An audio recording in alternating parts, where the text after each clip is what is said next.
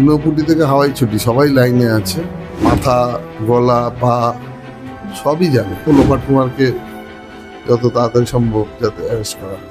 হাওয়াই ছুটি সব নিয়ে এসেছিল আর উনি গিয়ে ভয় দেখিয়েছিলেন। তবে আগামী 90 দিন ওনার জন্য খুব ক্রুশিয়াল টাইম। সব শুরু হয়ে গেল। গ্রেফতার হলেন প্রাক্তন মুখ্যমন্ত্রী সুজিত বসু। দুষ্কৃতীরা কি এবার ভয় পেয়ে পালিয়ে যাবে? সুজিত বসুর ব্যাপারটা তো ইডি ইনভেস্টিগেশন করছিল, ওটা হওয়ারই ছিল। অনেকবার ওনাকে ডেকেছে বা অনেক টাকা পয়সা বা কাগজপত্র রিকভারি হয়েছে ওনার ঘনিষ্ঠ আত্মীয়দের কাছ থেকে, এবং ওনার যারা খুব ক্লোজ সার্কিটে যে লোকজন ছিলেন। এভিডেন্স আগে ইডি তো এমনি এমনি কাউকে গ্রেপ্তার করে না, অনেকদিন ধরে মানে এভিডেন্স কালেক্ট করে সেটা লিগাল ভেটিং করে সব কিছু করে। আর হ্যাঁ, অতি অবশ্যই কালকে প্রথম ক্যাবিনেটের বৈঠকে সরকারি যে রূপরেখা সেগুলোকে নির্ধারণ করে দেওয়া হয়েছে আগামী দিনে কিভাবে কাজ হবে। তো সেদিক থেকে বলতে গেলে প্রথম তো জনগণকে আমরা যে কমিটমেন্ট দিয়ে এসেছি, এবার জনগণকে আমাদের প্রত্যেকটি জিনিস সেই হিসাব দিতে হবে, সেইভাবেই পুরো জিনিসটা এগোবে। আর যেটা আপনি বলছেন যে যত দুর্নীতি হয়েছে তার হিসাব তো হবে, অবশ্যই হবে। একদম প্রথম দিনই দেখা যাচ্ছে সুজিত বসুকে দিয়ে গ্রেফতার শুরু। আরো কোনো বড় মাথা কি সামনে আসতে পারে? সে তো হবে। এই সরকারের দুর্নীতি ছাড়া অন্য কিছু নেই। সরকার ভেবেছিল যে এইভাবেই সারা জীবনটা চালিয়ে যাবে। ওই কবির ভাষাতে বলি, চিরদিন কাহারও সমান নাই যায়। তৃণমূলের খুব খারাপ দিন আসছে। আরেক মন্ত্রী রথীন ঘোষ, তাকেও দেখা যাচ্ছে ডাকা হচ্ছে, কিন্তু মানে উনিও দেখা যাচ্ছে ইডির যে ডাকা হচ্ছে কিন্তু উনি যাচ্ছেন না, হাজিরা দিতে যাচ্ছেন না, কিন্তু ওনাকেও ডাকা হচ্ছে। তো উনিও কি লাইনে আছেন? তৃণমূলের হাওয়াই ছুটি থেকে মানে চুনোপুটি থেকে হাওয়াই ছুটি সবাই লাইনে আছে। কে আগে কে পরে হবে এটা সময়ের অপেক্ষা। মানে মাথা, গলা, পা সবই যাবে, কারণ এই পুরো দুর্নীতি চক্রের সাথে সবাই জড়িত, কেউ এর বাইরে নেই। একদম বিভিন্ন জায়গায় ইডি হানা হচ্ছে, এবং সুজিত বসুর ছেলে তার রেস্তোরাঁতেও ইডি হানা হয়েছে। কি হতে পারে?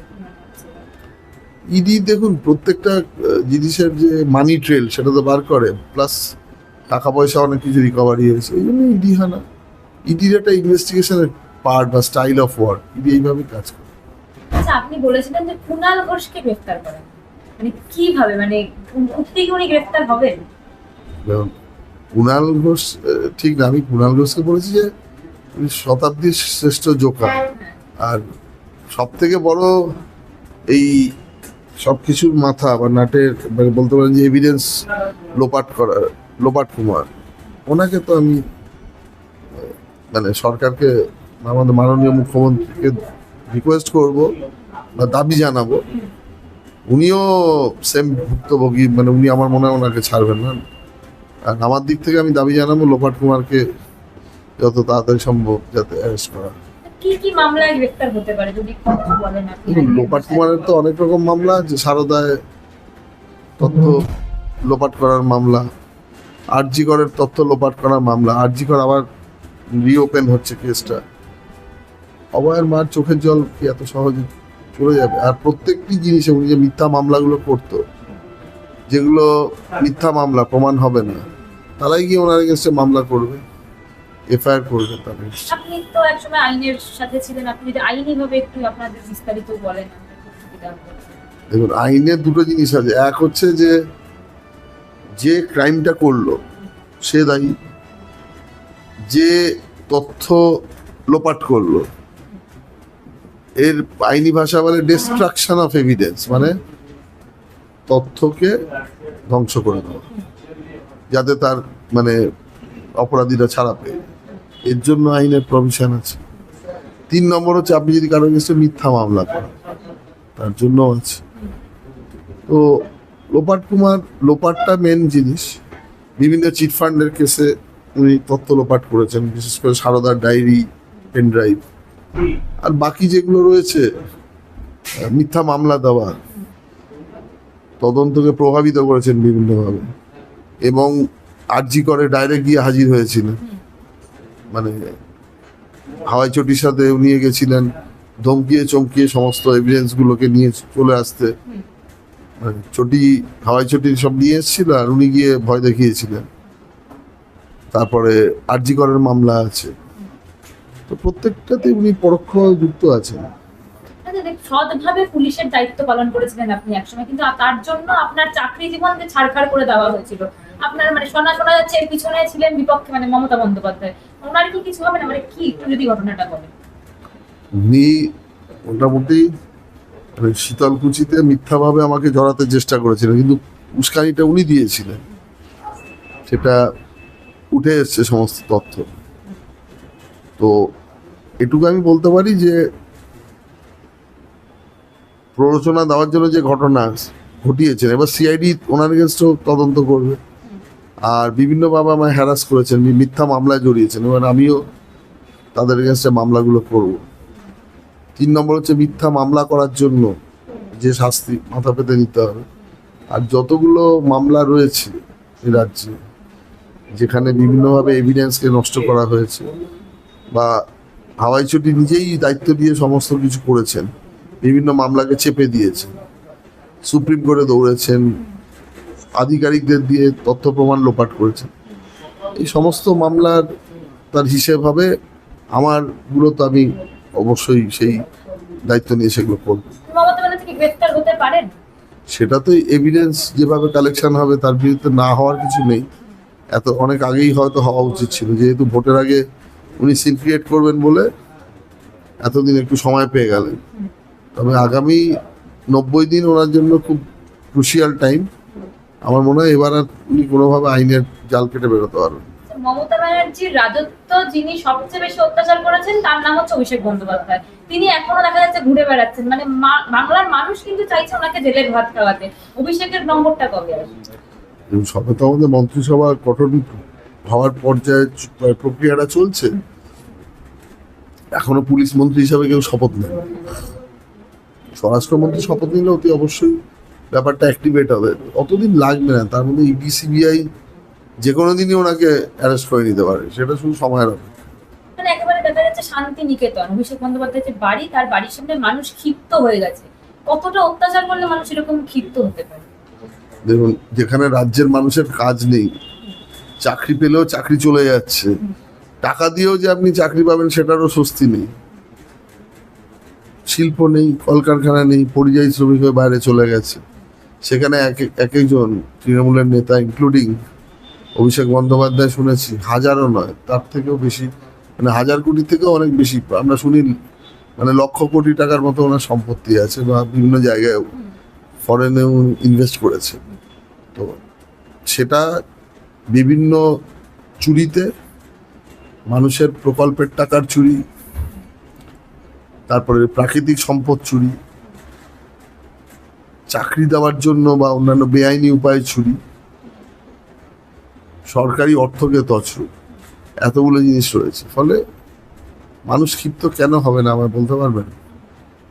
যেখানে একটা শিক্ষিত লোককে, একটা পিএইচডি করা ছেলেকে ওই মেডিকেল কলেজে মর্গের যে ডোম নেওয়া হয় তার জন্য সে লাইন দেয়, সে একটা শিক্ষকতার চাকরি পর্যন্ত পায় না, এই বৈপরীত্য যখন দেখছে, আর হাওয়াই চটি ডায়লগ দিচ্ছে যে ঝালমুড়ি বেচো, ঘুগনি বেচো, চা বেচো, এই দায়িত্বটা তো উনি দায়িত্ব নিয়ে এটা তো ওনার পরিবারকে গাইডেন্সটা দিতে পারতেন। আপনার বেলায় ঘুগনি, চপ, ঝালমুড়ি বেচবে, চা বেচবে, আর আপনার পরিবার লক্ষ লক্ষ কোটি টাকার মালিক হবে, এটা কেউ ভালোভাবে নেবে না, এই জন্যই এটা করছে। পুলিশের ওপর যে রাজনৈতিক একটা প্রভাব নিয়ে যে অভিযোগগুলো এতদিন উঠে এসছে, সেই অভিযোগ কি এবার, মানে সেই ধারণা কি এবার বদলাবে? অতি অবশ্যই বদলাবে।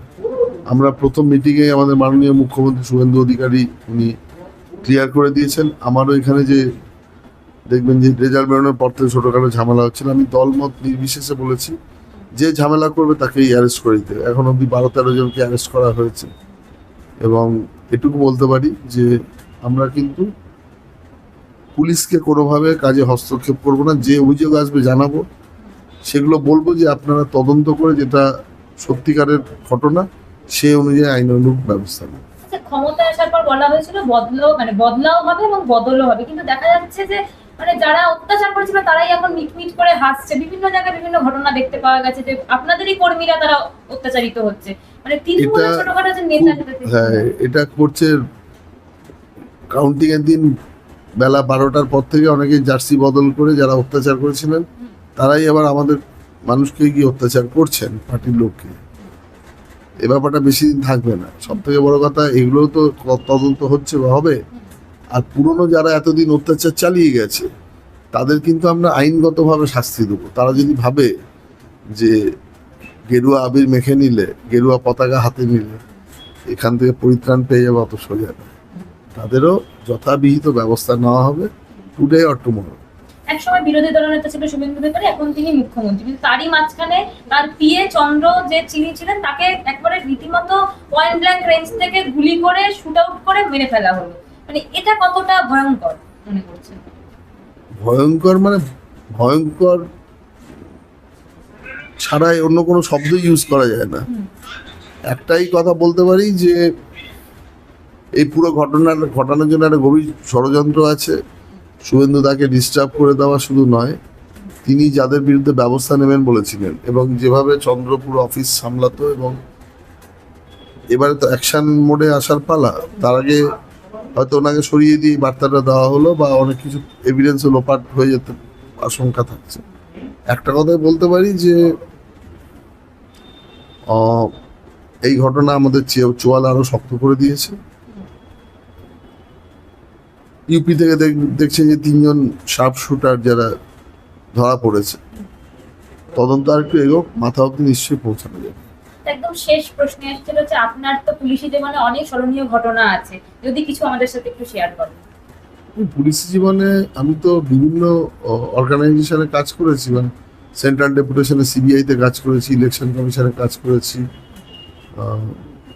অ্যাজ এসপি কাজ করেছি, ডিসি হিসাবে কাজ করেছি, এবং রাজ্যপালের এডিসি ছিলাম। বিভিন্ন রাজ্যে গিয়ে কাজ করেছি। এটুকুই বলতে পারি যে নর্থ ইস্টের টেরোরিস্টদের বিরুদ্ধে আমি অনেক কাজ করেছি। অনেক বড় টেরোরিস্ট, ছজন সবচেয়ে নামকরা টেরোরিস্টকে আমি ধরে নিয়ে এসেছিলাম।